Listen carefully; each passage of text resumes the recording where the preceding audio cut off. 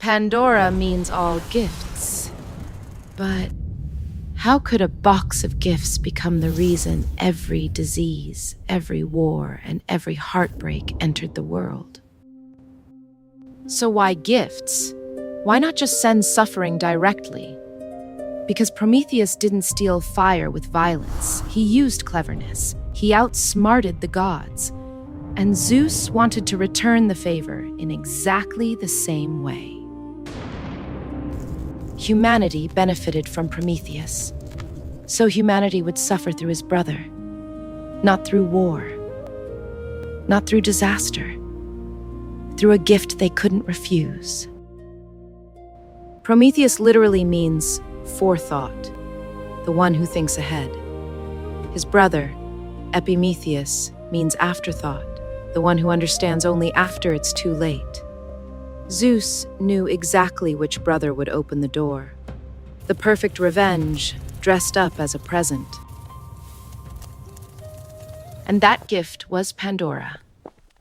But Pandora wasn't simply a woman. She was designed for a purpose. According to the Greeks, she was the first woman ever created, which makes this story bigger than just revenge. This is also the Greek explanation for where women came from, and, in many ways, what a woman was believed to be. Because every gift the gods gave her wasn't random. Each one was a statement. Aphrodite gave her beauty, Athena gave her skill with her hands, Hermes gave her a persuasive tongue, the ability to make anything sound reasonable. These weren't random choices. The gods who built the first woman decided exactly what she would be before she took her first breath. And this wasn't just a Greek idea.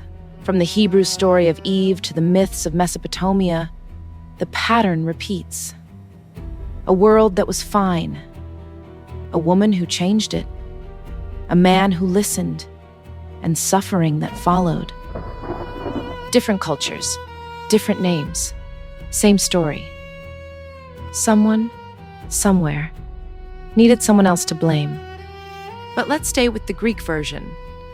Because Hesiod, the poet who actually wrote this down, tells us exactly what was in that jar. A jar, by the way, not a box. The box showed up in a mistranslation in the 16th century. Nobody corrected it. Fitting for a story about a mistake nobody could take back. Before that jar was opened, humanity lived without disease, without famine, without war. The moment the lid came off, all of it entered the world. Not as a punishment you could see coming, just there. Suddenly part of life. The way it's always been since. Epimetheus shut it. Too late. There's always one guy who shows up right after the damage is done. Turns out, even the gods had that guy. But the jar wasn't completely empty. At the bottom, one thing that didn't leave with the rest. The Greeks called it Elpis, usually translated as hope. Though the original meaning is closer to expectation, the feeling that something is still coming. Translators eventually chose hope, because hope is a better ending. Maybe hope is the cruelest thing of all, or maybe it's the only reason we're still here.